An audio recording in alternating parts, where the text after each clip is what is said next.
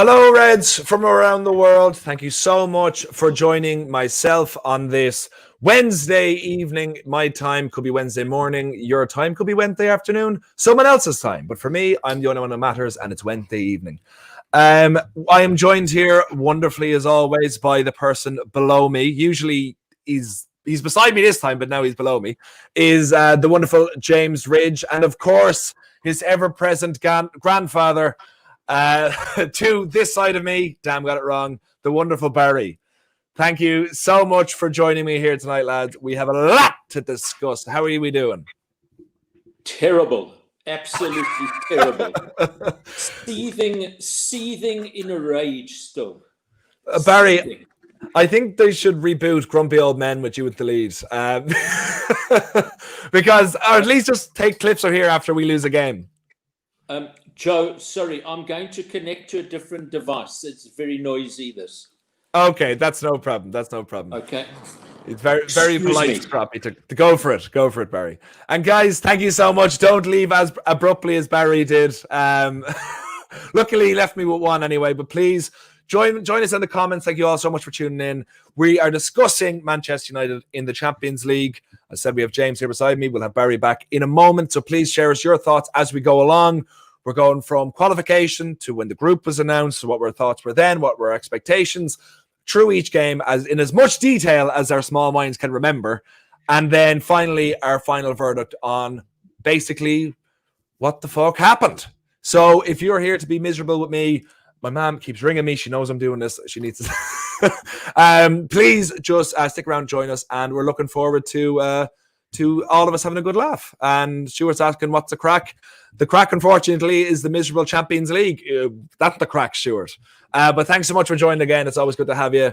And Brendan, thanks for coming in as well. This club is too massive to have its fate decided by just one person. I presume that's alluding to a certain French. I'm trying to think of anyone French is at the club. Is there anyone French at the club that's really obscure that I could mention instead of the other guy? Do we only have one? Do we only have one French player at the club? In the first team, yeah, I think so. No. Then I have to just say Paul Pogba. I was hoping to like be aloof there, be very French.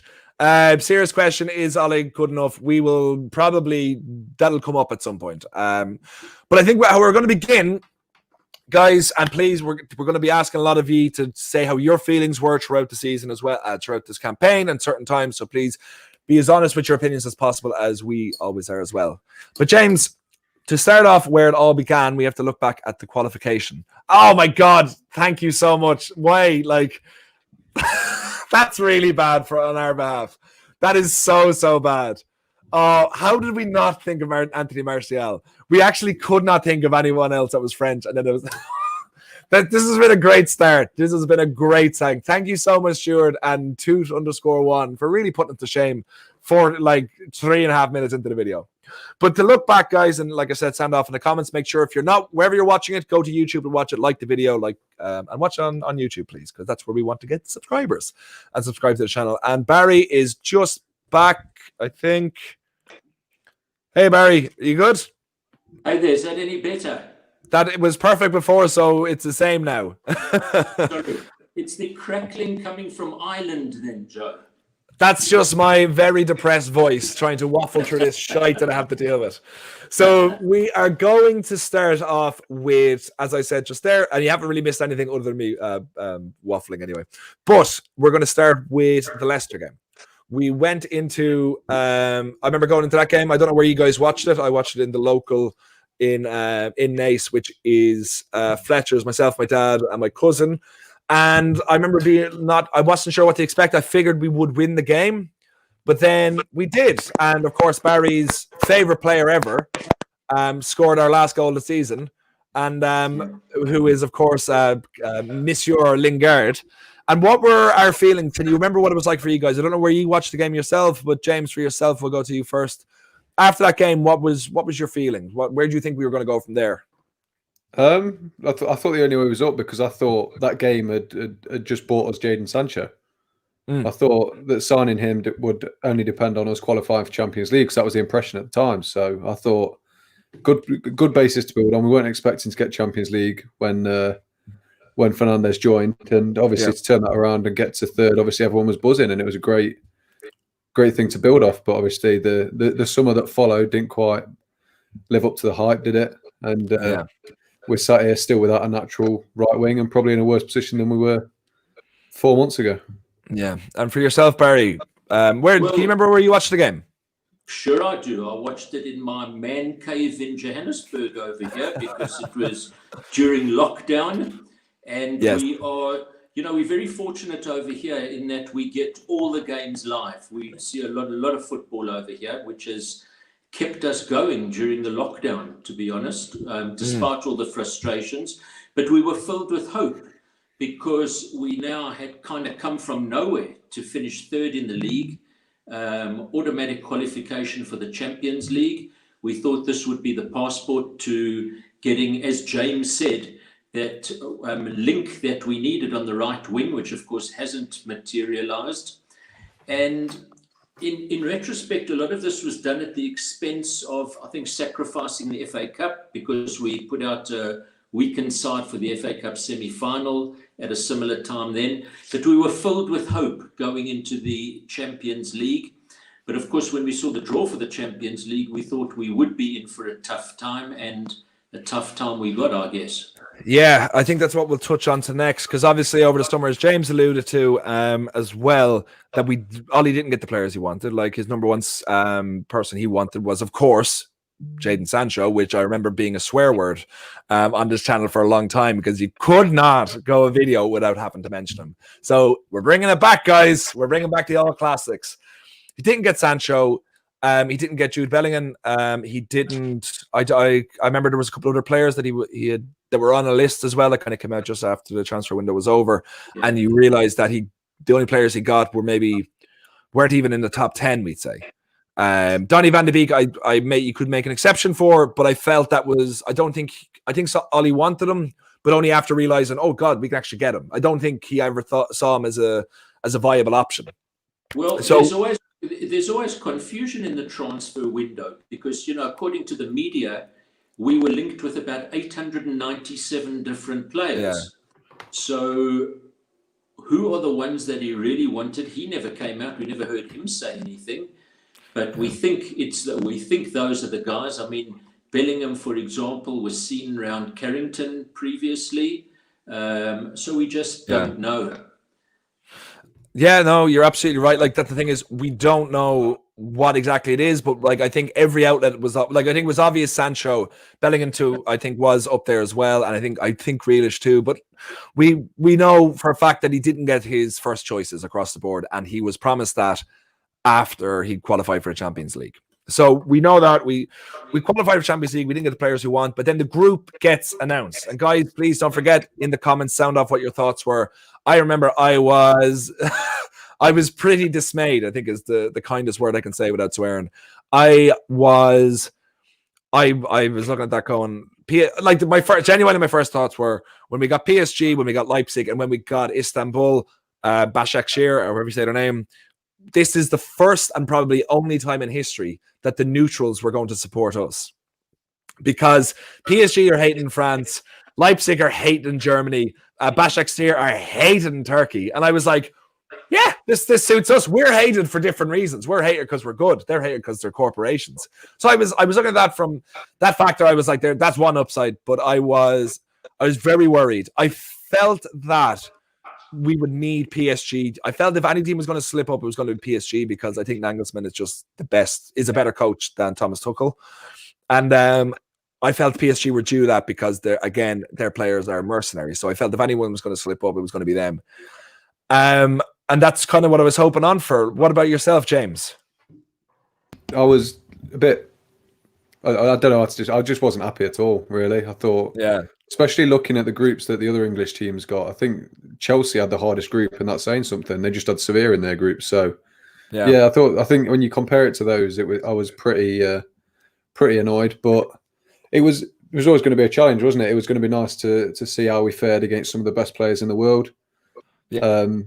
It would have been nice with fans, wouldn't it? I think if you could get fans to Old Trafford for those big Champions League nights again, that would have been really nice. But just wasn't happy. Put it that way. I watched it with the guy I do the podcast with at his house, so neither of us were reacting very well to that, especially because we watched it with a Liverpool fan as well, and they got one of the easier groups.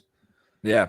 I see. For me, I always think it's great to get a really good team in your Champions League group, because I think you have to be tested as early as possible, and usually United are in the top 2 ranks, so like we will tend to get through anyway. But it's nice to know where we stand. But Barry, for yourself, when the group was drawn. Yeah, I think a bit more of a realist, and when I saw that drawn group, I feared that we would be glued to our TV sets come Thursday nights later in the season, and my fears have been confirmed. And it's quite incredible. You know, you always look at the other English teams. Quite amazing how Man City, particularly, seem to get these easy draws every time. I don't know what it is. Of course, the conspiracy theorists will have a field day. But I looked at that group, worried about that group, I have to say. I think that, and guys in the comments, please sound off as well. What were your initial clearance? Is anyone's putting anything? Everyone's just giving out about Harry Maguire so far. Brendan and John, if you can kind of like keep up to date where we are, I'm sure we'll get to Harry Maguire and stuff in due course, especially when we're discussing the games. But if you can comment on what we're actually discussing now, and then we'll get to what you guys are discussing now as well. But I was hoping miracles, but I wasn't sure what I was going to expect. I did think we were going to finish 3rd, but I'm generally pessimistic. But then again, Ollie always pulls it out against the big teams, which he did in the first game, which is now what we're gonna go on to now. That night in Paris, part 2. I remember I was watching this game at home, because at that point we were back in lockdown, and I remember thinking, geez, we're like, because you go, and we discussed this as well all the way, if you go back to our first video when we were doing a preview and the post-match reaction, we set up in a way to nullify what PSG had, because I think we were missing a good few players through either injury and COVID, and so were PSG. So, but PSG still had Neymar, Mbappe, and Di Maria at their disposal. We didn't have such luck. But I thought Ollie set up really, really well. He defended well. It was that thing of like letting them have the ball and hit them in the counter attack, and it worked, I had to say. For yourself, James, your thoughts on what you can remember on that 2-1 victory, the first of a couple of false dawns. It was really nice to watch, I think, because, you know, you say the counter attack, but I thought for large periods of that game we dominated, didn't we? I think the setup was absolutely perfect. That was the first chance we got to see Alex Telles as well. Obviously, whether we've been sold a bit of a dream there or not is still to be seen. But it was just, you know, perfect head to toe. I think even Martial had a good game, which says it all. You know, Luke Shaw for some reason decided to perform as well. Obviously, I had no complaints at all. I was on cloud 9 after that game. They really did sort of sell us down the river after that. I think obviously Rashford and Bruno have kicked on from that game, but I don't know who else has really. Yeah, absolutely. And for yourself, Barry? Well, my memory from that game was we started with 3 at the back. Yeah. And Tuanzebe had a very, very good game. He played really well in that game. And it was terrific to get a victory in Paris because, I don't know, they're a nasty bunch, PSG. They're a bit of a cynical bunch. And as you say, they're not particularly well-liked, bunch of prima donnas like most of these teams are. And, of course, we had the Bruno penalty retaken. And if my memory serves me, it was not long after there was a penalty retaken against us when David De Gea saved but was off the line. That's right. So, you know, that was nice. And it was good to see Marcus punishing PSG again. And, of course, they must hate the sight of him. So we were filled with confidence. You know, that was a brilliant start to the group. Absolutely. Yeah, I did not expect that result at the beginning of the game, especially away from home. And when that happened, I was absolutely elated because, as you would be, because don't forget they were in the Champions League final a couple of months before, even a couple of weeks before. I'm not really sure how time is working at this moment, but I remember the Rashford goal. The first goal, and that also was a time it showed me taught me that Bruno Fernandes is an absolute genius. Because he is revolutionized, and I've said this on the channel before, he's revolutionized how penalties are taken. Because I have never seen, how often, like before, have we seen a penalty were taken? Like I know De Gea had one on him, but it might be maybe 7 or 8 times a season, maybe something along those lines.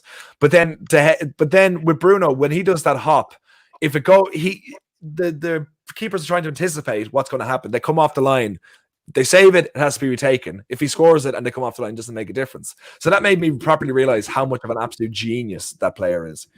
But of course, the game itself, like we were saying, it was a false dawn, and we went. That kind of was the start of basically saving Solskjaer for the second time. Well, no, was the Everton game before or after that? Actually, I think the Everton game was before that. It was afterwards, wasn't it? No, because it was that game, and then it was the international break, and then the PSG game, wasn't it? So we played Newcastle before PSG because Fernandes took a penalty in that game as well. Yes. He missed a penalty. Sorry, so he missed 2 in a row, and then he got to retake the one against PSG. Yeah. Yes, right. Absolutely. And so for the PSG game, we got to see Tuanzebe play a full 90 minutes, and he was exceptional. First time coming back in from 18 months or whatever it is, pretty much of injury, and AWB was just sensational against Neymar and Mbappe. Like, we really, really owned them that night, and we actually even gave them a goal because Martial was really nice to get his first goal of the season by giving it to them, which is very nice for him. But then we move on to match day 2 again. One of the biggest teams in Europe at the moment, unfortunately. Another team that is not the neutral favorite, which is, of course, RB Leipzig, the pricks from last night.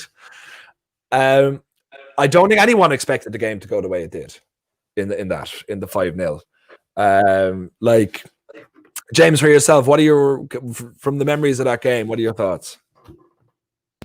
I remember being sort of mystified as to how we managed to win 5-0 because I think we were sort of lucky to go into half-time with a 1-0 lead from what I remember. It was definitely a very even game. And then the next 15 minutes of the second half as well wasn't too dissimilar. And then for whatever reason, Leipzig just fell apart. I can't put my finger on why or what really happened, but we just seemed to constantly be winning the ball high up the pitch in a very easy way. And we made them play. That's probably what the most clinical we've been as well. I think we didn't really miss many chances, did we, at all?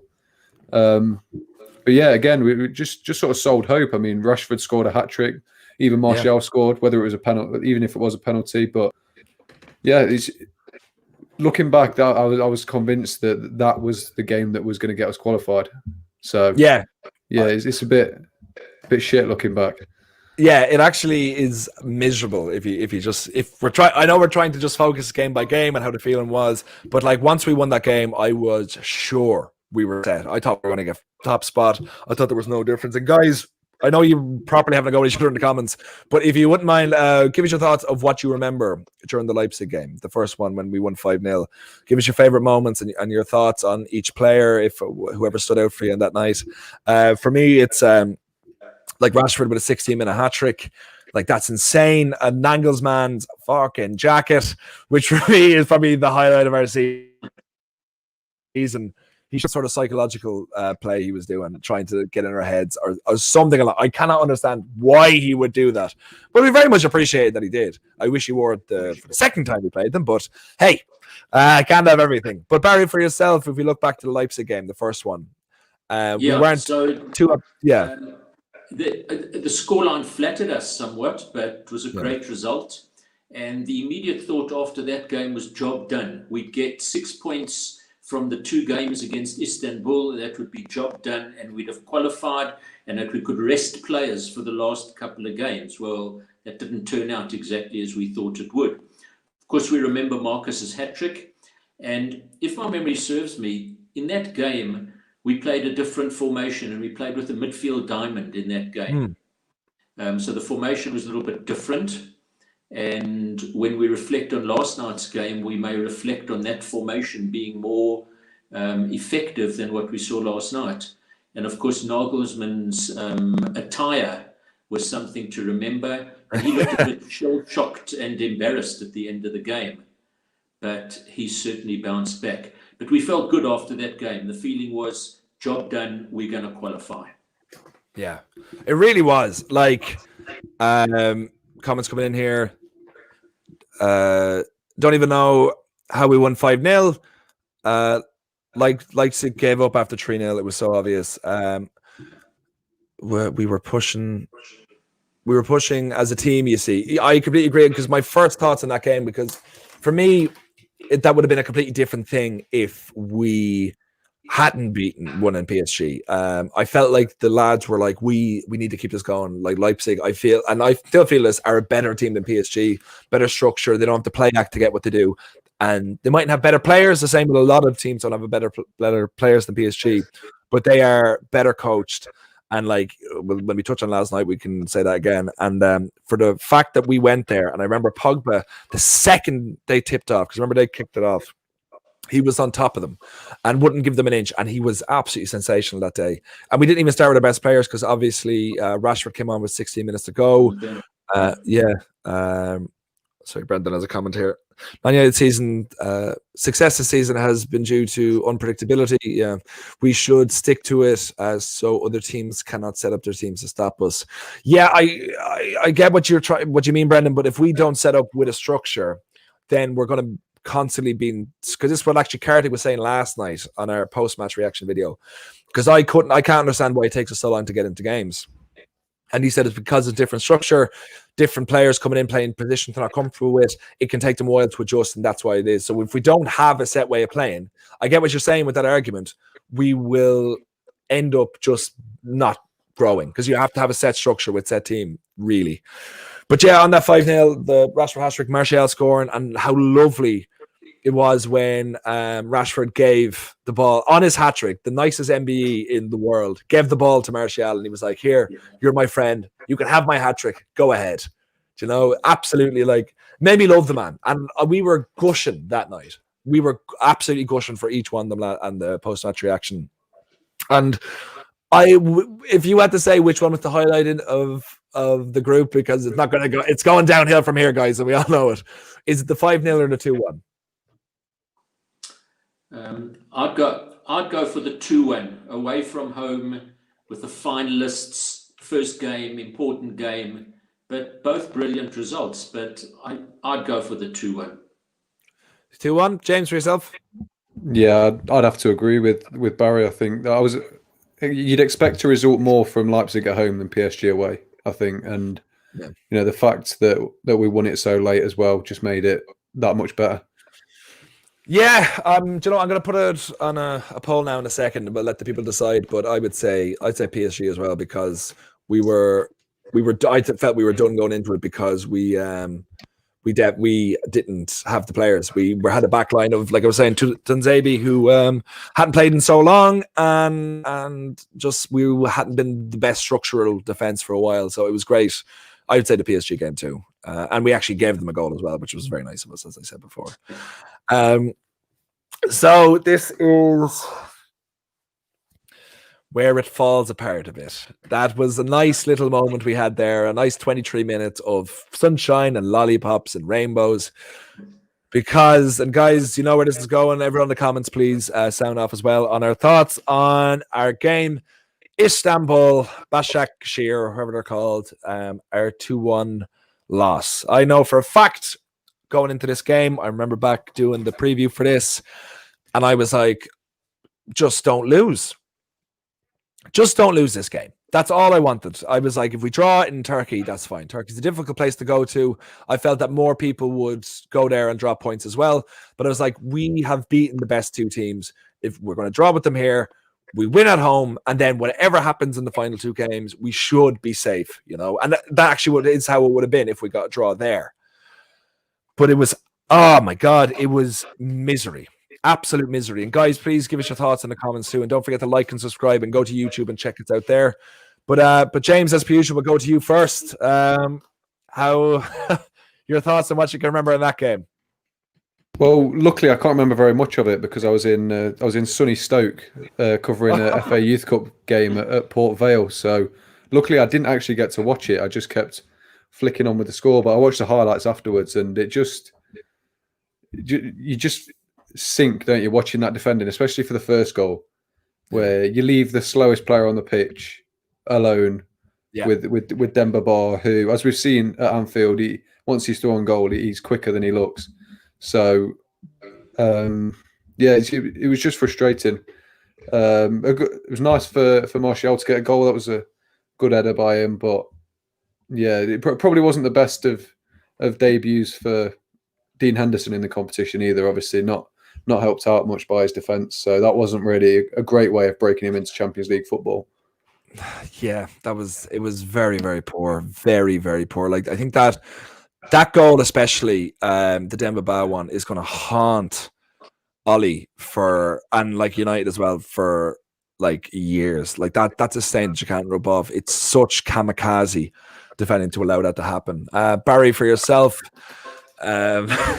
probably my fondest memory of the game was seeing Raphael playing and thinking how we could do with a few lads with the same passion that he shows. Yeah. And seeing him showing the same passion playing for Istanbul that he played for United. The defending was shambolic. We'll never forget that. Those goals were an absolute embarrassment. And I think that the team went there thinking that they only needed to pitch up to win the game. And of course, they got a rude awakening. It was an embarrassing performance. And that game, you may remember, was preceded by another very poor performance against Arsenal at home that we lost. Yes. So we were on a run of poor games, playing very, very poorly at the time, and awful game. I've tried to blot that one out of my memory. Yeah, and, I wish. The comment that we've just seen there, Raphael would have walked into the team that night. Absolutely, he would have done. He was better than anybody on our side, that's for sure. Yeah, you're not wrong whatsoever. What was this? Matic was like a dog against. I don't know about that one, but some other good comment here. Oh yeah, Brendan. Would Mata have caught up with Demba Ba? The answer to that is yes. We did a thing on the podcast a couple of weeks ago, Temi versus Kartik, who was faster, Mata or Matic, and we found out in that thing on a vote that Mata is faster than Matic. So he would have, if only we had Mata. And it's according to a vote, not according to science. Yeah, I think Mata would have caught up with him if he would have had a motorbike to chase him on.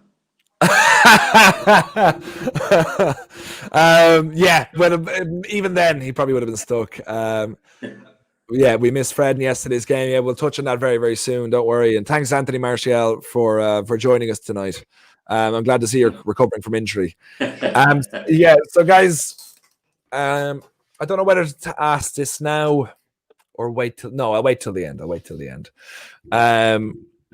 Yeah, so that for me, that game was absolute misery. There was nothing that came from that game other than the fact that probably cost us everything. Do you know, it was such no one has gotten points. They've got no points against anyone, like at all in their groups. They've come close once or twice, but like they're not a team that we should have struggled against at all. They've certainly not lost it. Maybe struggled to, but not should have lost it. Absolute, disgraceful that was. Disgraceful. So then we go to a couple of weeks later, and it's return leg. It's the home fixture of that game, and it's pretty standard. Like, it's what it should have been the first time. My favorite memory of that game was the Bruno volley from who actually scored. It was Bruno. Bruno got 2. Yeah. And Dan James scored at the end. And Rashford got a penalty. That's right. And another example. And Bruno could have had a hat-trick. Yeah, another example of our players being really, really lovely and being like, hey, bro, go on. Rashford didn't need it, I don't think, at that stage. But I think he promised. I think he promised them. I remember reading this before around that time. Why he gave it up, he promised them in the last one that he would allow him to take the next penalty or whatever. They had a bet or something like that. But yeah, that was standard. 4-1 victory. We played well. Joe, in that game, though, you may remember when we were 3-1 up, they had a tremendous shot that hit the crossbar. We also went through a bit of a hiccup round about that time. But then, of course, we got that final goal in the breakaway. Yeah, actually, sorry. Thanks for bringing that up, actually, because I remember right after that game, and guys, please give your thoughts in the comments as well. Keep them coming in. They're fantastic. We were under a lot of pressure. in around the 80th minute or so. Yeah. And I remember thinking, like, if anyone could throw away this victory, it's us. You know, and like they put us under a lot of pressure, and it didn't feel like a 4-1 victory. Because we felt like we really labored to it, even though we were so far up in the first half an hour or whatever it was, we really didn't look great, and the players didn't really look great. I felt it was another game where Bruno really pulled out for us and just kept us alive and kept us going. And yeah, so like we'll go on to him at the end of it as well. But that game was the final bright spark at all. And even though it was a routine, less than routine, we would have wanted more routine on paper. It just wasn't really. It was it was standard. It was a result we should be winning by for the pot 4 team. And this is where it gets really, really interesting. And guys, like I said, we're moving on to the second to last game in our group, which was PSG 3-1. James, I'm just going to come to you straight away first, because there's a lot. This is only a week ago, so this is as pretty much as fresh as we can get. Your reaction of that game? I could speak about this game for the full hour, so I probably won't go into it how much I want to, but it was another game that we could have won, especially with our performance. I think there was a 20-minute spell at the start where we just weren't at it, but that's becoming our sort of nature now, isn't it? So, but sort of from that moment until Fred went off, it was all United, wasn't it? It was a complete onslaught. We could have easily scored 3 or 4.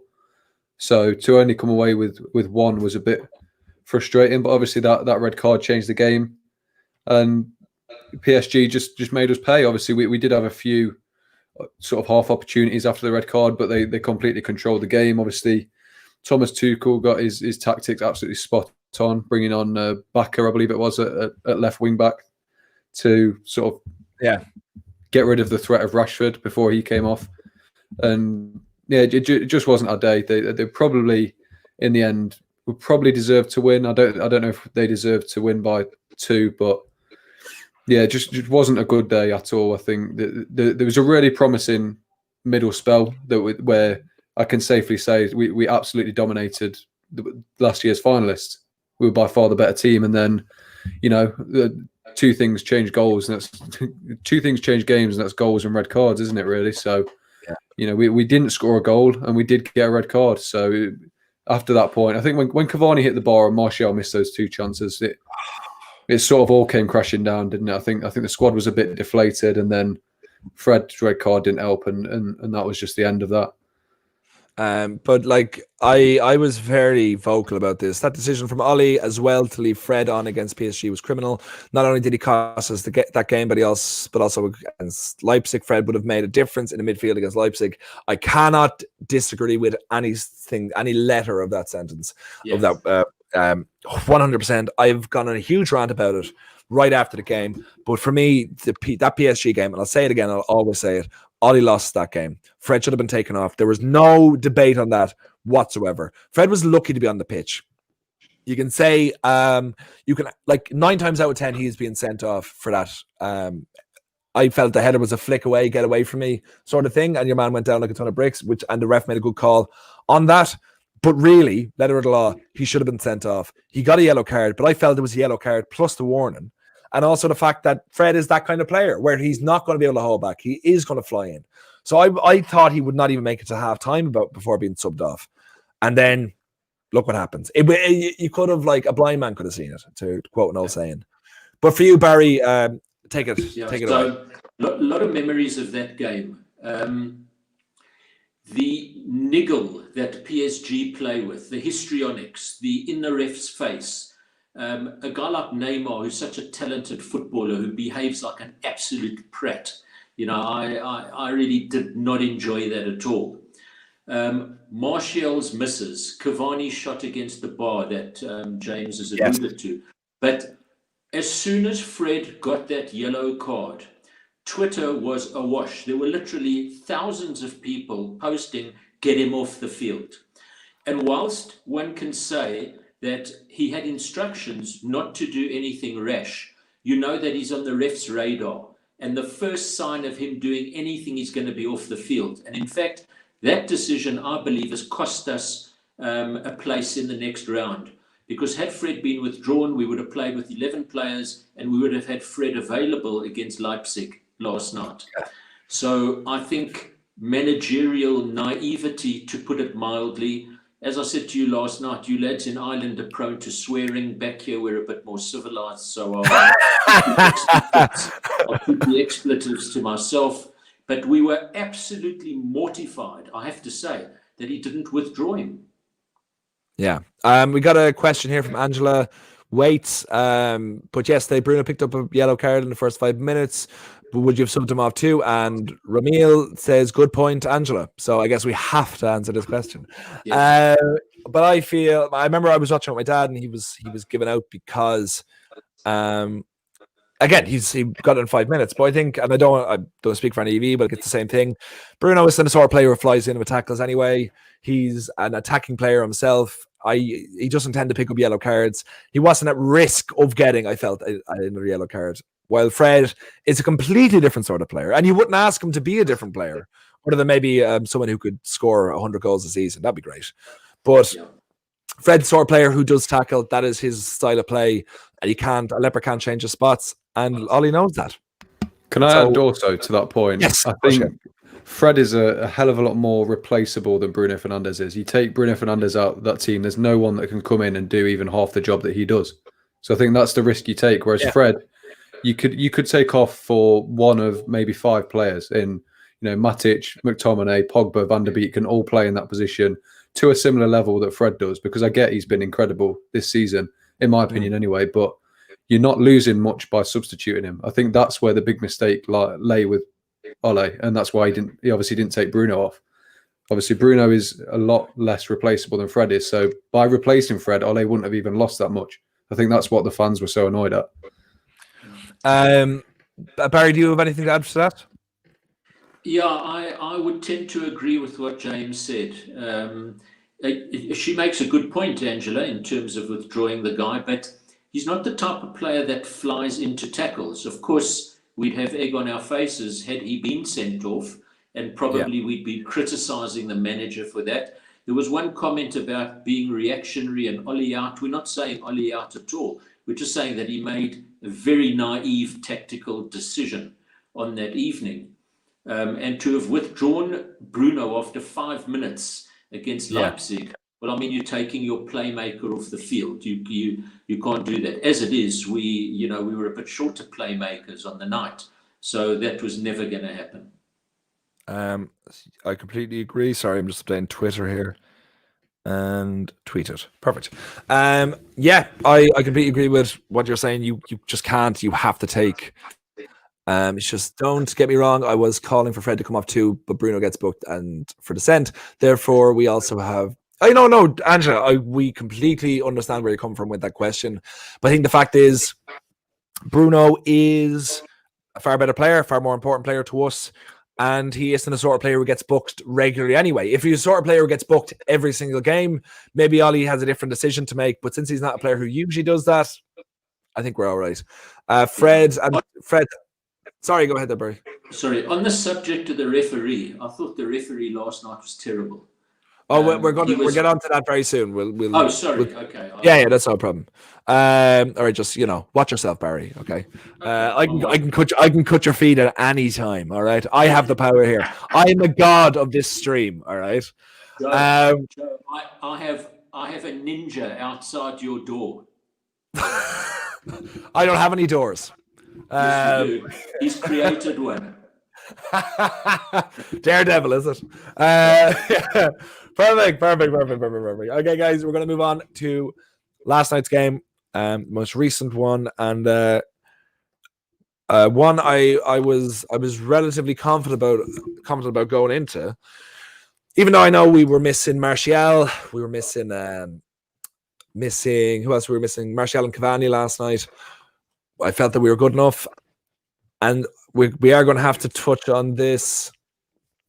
We'll touch on it. Well, if one of you guys bring it up, we'll touch on it straight away. But well said, Brendan. Okay, we go into this game. What were you guys expecting yesterday? I don't know. I didn't see you guys before the game. What were you expecting? Barry, do you want to go first? Yeah. So if you just backtrack to before the PSG game, remember that we needed 1 point from these two games to qualify. Yeah. So that was a disappointing result. And at the end of the day, the third goal that PSG scored against us is a big problem for us. It's created a big problem.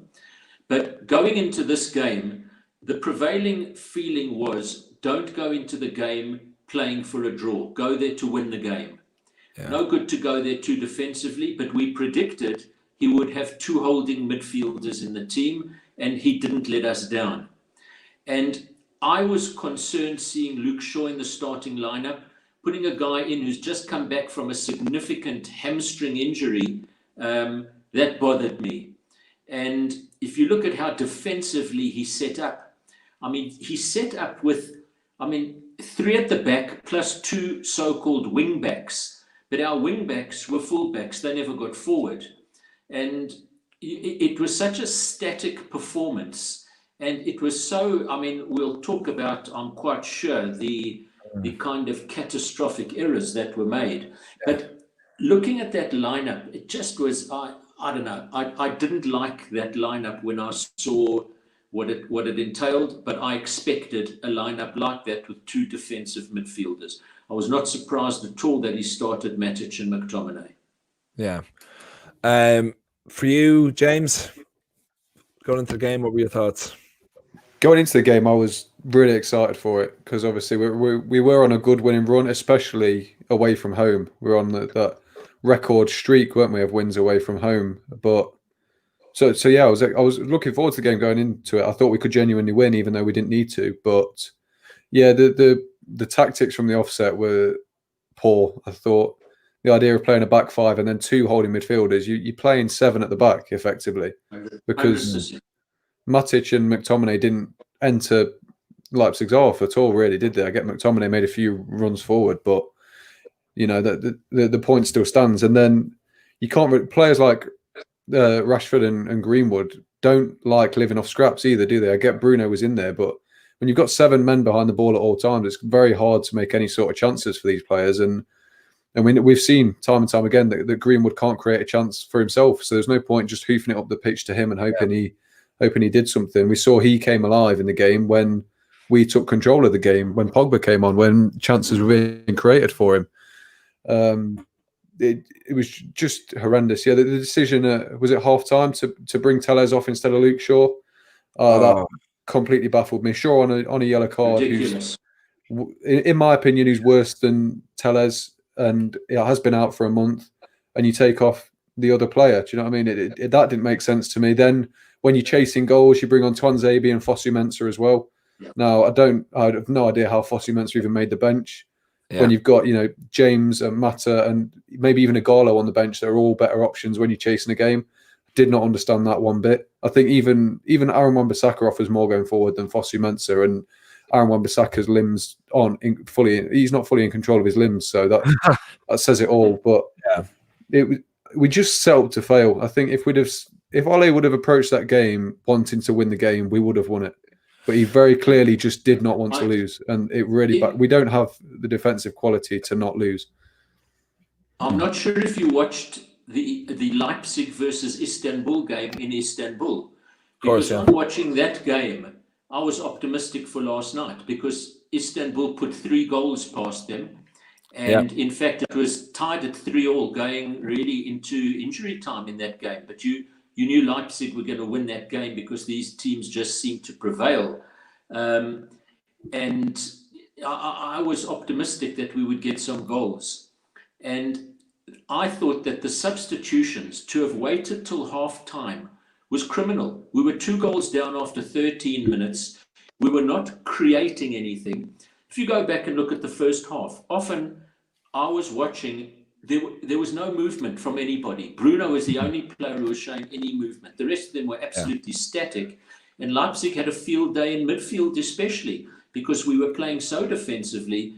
And if you looked at their tactics, I mean, they were taking the ball down the right flank. They were sucking our defense. The entire defense onto our left-hand side and then banging the ball onto the opposite side, where that flipping, irritating fellow on loan from Man City had a field day. And the other thing is, surely the scouting report, he's their top scorer. Surely you look at him at a goal threat, and he was left unmarked on so many occasions. I mean, the defending was catastrophic. And this is something that should be addressed on the training ground. I know that the players need to perform, but defensively, we were absolutely shambolic. Yeah, I completely agree with you, what you guys are saying, especially, I think, first of all, on the substitutions, I think that's pretty much always Ollie's biggest problem. He gets it right a couple of times, but like more than not, it's always too late or not the right players. But I don't ever understand. Myself and actually Mark Bridge were having this argument with a couple of people on Twitter earlier on today. Why the hell would you keep Luke Shaw on? He was booked. He wasn't fit. Tellez, and you're chasing 2 goals, and you take off like an incredible left foot in Tellez. Whatever about defensive responsibilities, you have to improve on that. We know that. But like, we're not looking to not concede more goals. We're looking to score goals. Do you know? I know that means you're leaving gaps at the back, but unfortunately, that's just the way it is. So, like, I think making that substitution, because then what added salt to the wound was 10 minutes later, he was subbed himself. Shaw was subbed anyway, and we brought Williams on. So basically, we wasted 2 positions on like 2 substitutions on 1 left back. Yeah. And then I think a huge factor in the way we set up as well, with 8 defensive players behind, because I think it was always going to be a bit more conservative, a bit more structured at the back to protect that. And I think the big problem and the big thing that happened was that Ollie had to drop Pogba. I don't think that lineup was being put together with Pogba not in it. Genuinely. I know it's only hearsay, we can't have any confirmation of that, but I feel a lot of things changed, and that's why we were so kind of timid to begin with, was the fact that we didn't have him in, and the whole week leading up to it, I'm sure it was Pogba who was getting ready to play in that game. Would you guys agree with that statement? And guys in the comments, please give us your thoughts as well on whether you felt Pogba should have started, well, would have started if everything didn't come out, or if it was always going to be this way. Well, go for it. What kind of message does it send out? You know, again, we've had all this talk about the agents' comments, etc., etc. If you take a stance on it, and the guy's going to get sold, well, on the one hand, you don't play him and you get him to train with the juniors. On the other hand, you've got a game there that you need to win, and you hope that if he plays, he's going to contribute. So you're between a bit of a rock and a hard place. And the manager there, I think he's going to get criticised. It's damned if you do and damned if you don't, with respect to him. And we're just not sure. But if you listen to Ollie's post-match comments, where he said, you need to go and ask the player himself, clearly there's something going on there. I don't expect Pogba to be at United much longer. And he remains divisive. But the fact of the matter is that when he came onto the field, he injected some energy into the team, which was sadly lacking. I would have brought him on after 13 minutes when we were 2 goals down. Yeah. James, for yourself? I think the thing that didn't bother me as much was, well, Pogba's exclusion, should I say, didn't bother me as much as the fact that it wasn't either him or Van der Beek in the team. I think Van der Beek has proven time and time again, when he's on the pitch, he makes us a better team. And you sack him off for 2 defensive midfielders when you're already playing 3 centre backs and 2 wing backs. Now, that's what I was more worried about, the fact that it was just solely Bruno in there for creativity, and we paid for that, didn't we? They completely marked Bruno out of the game, and they did it very well. He just couldn't get a foothold in the game. There was no one to support him because Matic and McTominay just didn't show for the ball. I don't think they were allowed to show for the ball, to be honest, but they were never an option. And then it was just Greenwood and Rashford against, on paper, one of the best defenses in Europe. So from the offset, it just wasn't going to go our way, was it, really? And Absolutely. Remember that when we played them in the home leg, we played a midfield diamond, and you could have accommodated Van der Beek last night from the start by leaving out one of those defenders, not even necessarily one of the holding midfielders. But we had 5 defenders, and you could have played 4 at the back. I think that would have been a far more effective lineup, because it would have given us a better foothold in midfield where we didn't shape at all. Yeah. We got people agreeing with you. McTominay did more, but is a worse player.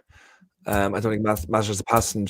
I don't think Matic has the passion to show for the ball. I would disagree with that, to be honest. I think he's just getting old. If he dropped Pogba because of the comments, then he should have never have played him. Yeah. What was the point of not starting him and giving him 20 minutes later? He needs to make up his mind to play him or don't.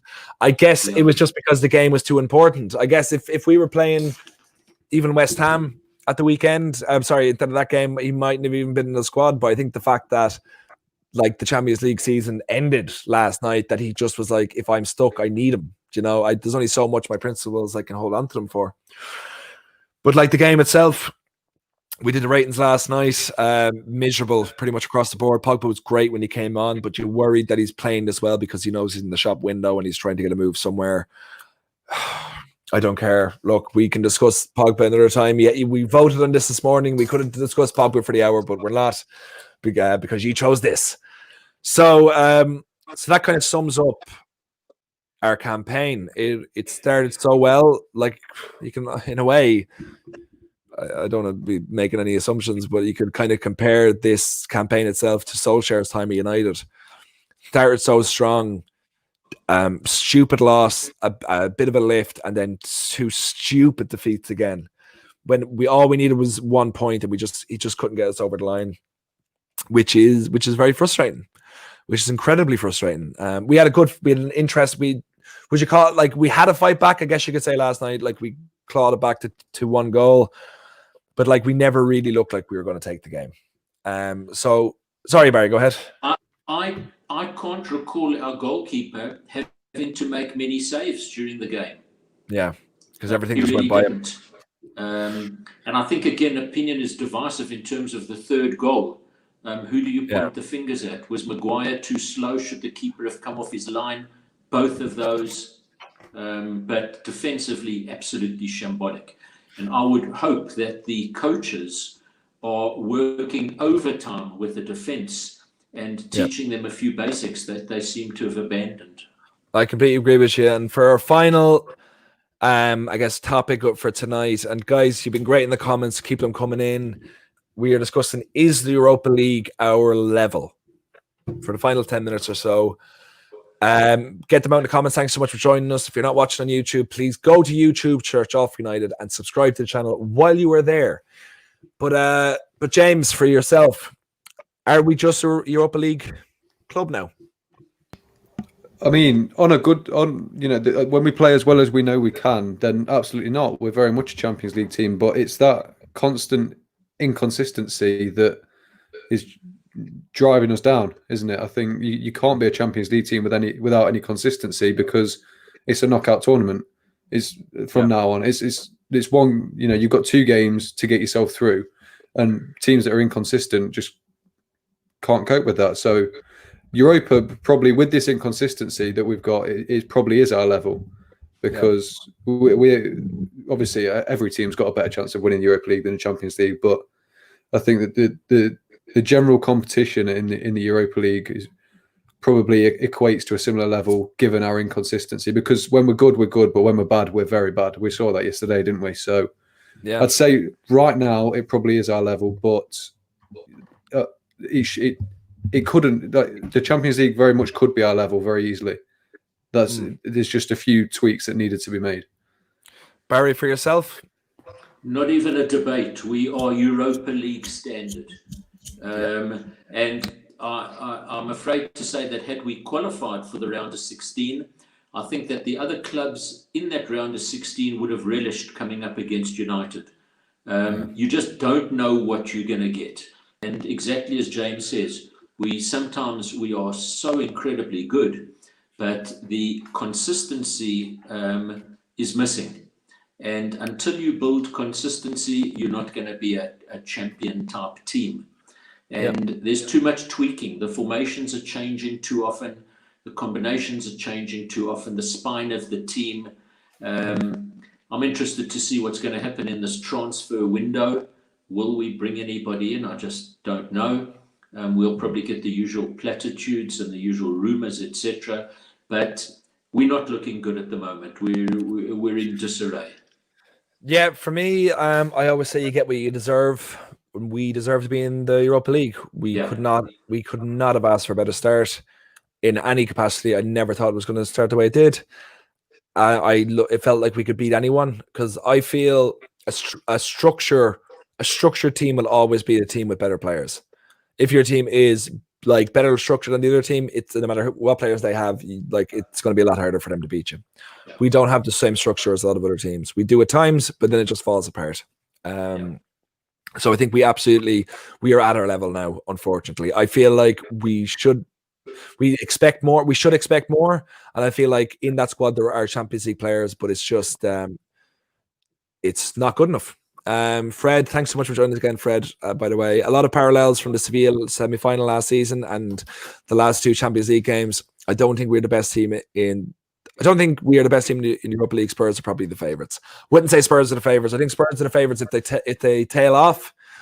If they're still in the title hunt, Mourinho will drop all of his best players to win the Premier League. So that's why I mean on that. But for a final point, speaking of favourites, a nice little segue, I'm going to list out all the names of the teams that are in the Europa League now, and tell me if you believe we are among the favourites, which we should be straight away. We should be at least in the top 4. Tell me who you'd like to get in the next draw, and also who you don't want to face. So in alphabetical order, actually: AC Milan, Antwerp, Arsenal, Bayer Leverkusen, Benfica, Braga, Club Brugge, Dynamo Zagreb, Dynamo Kiev, Granada, Hoffenheim, Krasnodar, Leicester City, Lille, PSV, Rangers, Red Star Belgrade, Roma, Slavia Prague, Spurs, us, and Villarreal. Sure. So if you were to pick a team that, well, because they're going to be the easier one to forget, who do you want to face there? If you want in the next round? Antwerp. Yes, our old where we used to send the boys when they're getting first team experience. And guys, also please give us your opinion to who you want and who you don't want in the Europa League. Sorry, Barry. Or maybe Braga, so we could see what we've missed by letting young Angel Gomes go there on loan. Obviously, he's at Boa Vista. I beg your pardon. Sorry, my mistake. Apologies for that. So I'll stick with Antwerp.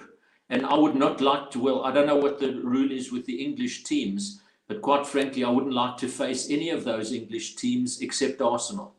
Yes. We can't play them in this round, but we can play them in the next round. James, for yourself?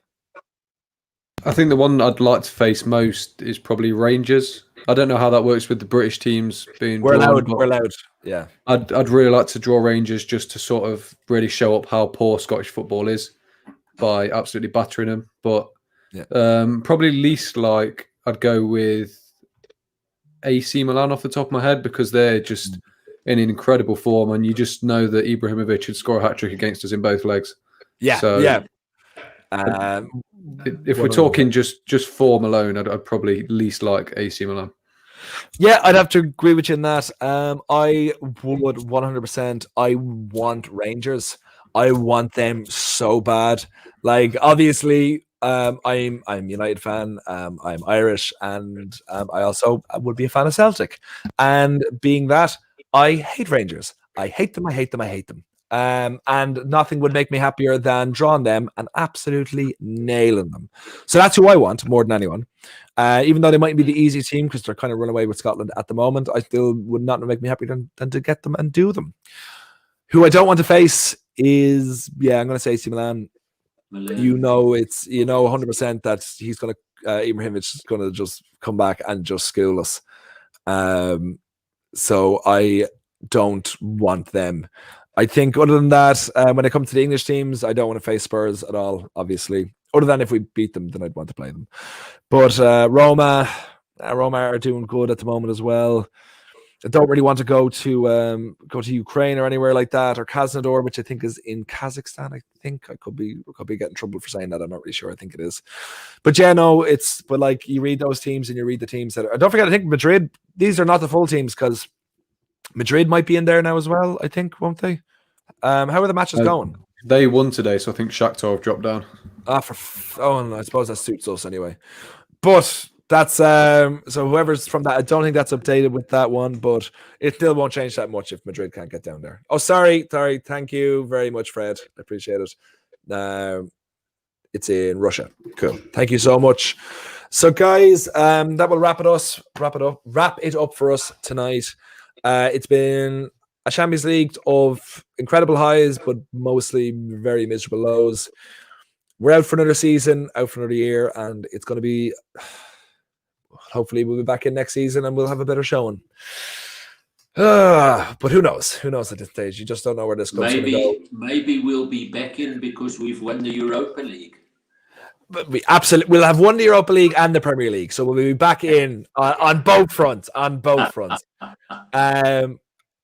before actually the very final topic, where does this come in priorities before we finish off? And guys, sound off in the comments as well. Is like if you had to put league, FA Cup, blah blah blah blah blah, where would you put it?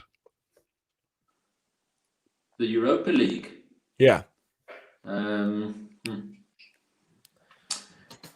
But between the league and the FA Cup. Yeah. For yourself, James? I'd say it's probably on a par with the FA Cup. I think with the busy schedule we've already got, I don't think it'd be wise to really go all out for this Europa League. I was saying to my mate before that I only really want to watch the Europa League if we field a load of youngsters. Like I'd really like to see Hannibal be given a chance, Tendon, Mengi, and those sorts of players. If they could be given a chance on a European stage, it's not going to harm them, is it? And if we go out, it's just more rest days for the league, and we're probably going to need them when it comes to time to battle for top four. So I really, it'd be nice to win it, but as long as we see a few kids in the lineup, I really don't care. Hey, look, it worked wonders for Greenwood last season, getting the minutes, got a lot of goals for us in that league. So for me, I think depending on the league's going, if we're falling apart, we might need it to get in the Champions League, and it's worked for that for us before. So and I think it's always good to win a trophy, and no matter what it is, we need to win one this season. So I don't actually care, but it's a European trophy, and it's always nice to win them. So hopefully, I think a couple of these youngsters that we've signed, like Pelestri, and the youngster that's coming from Atlanta. Diallo, it would be nice to possibly see them playing in such a tournament. I think one's got to be a little bit careful. If you're playing on a wintry night away in Russia, I don't know that you want to put too many youngsters in there. That might be the games for the likes of Fosu Mensah et al. Yeah. But, I agree with you. But guys, that has been our night. Thank you so much for joining. Barry, thank you so much for being here. James, thank you so much for being here as well. That's us done for this evening. And guys in the comments, thank you so much. If you haven't already, please go to All for United. Please subscribe to the channel. Please like us on Twitter, and please stay up to date. And also follow these lovely gentlemen as well. To their houses if you want, but ideally on Twitter. Before we go, yes, we will be back Thursday. We'll be covering the Manchester United women's team. Make sure to tune in for that. Friday night, myself and Ben will be doing the late night lock-in, so please join us for that for 10 o'clock. We'll have the post-match reaction on Saturday for after we beat City, which is definitely going to happen because we just lost midweek, and this is what always happens. Then Sunday with the Wall of Red. So don't miss anything. Go to Off United and subscribe to the channel, and we will see you there. Thanks, guys, again. And I never set up the outro. Always do this. So thanks so much, guys. 3 points. We're going to win the Europa League. Sorry, Kartik, stole your line.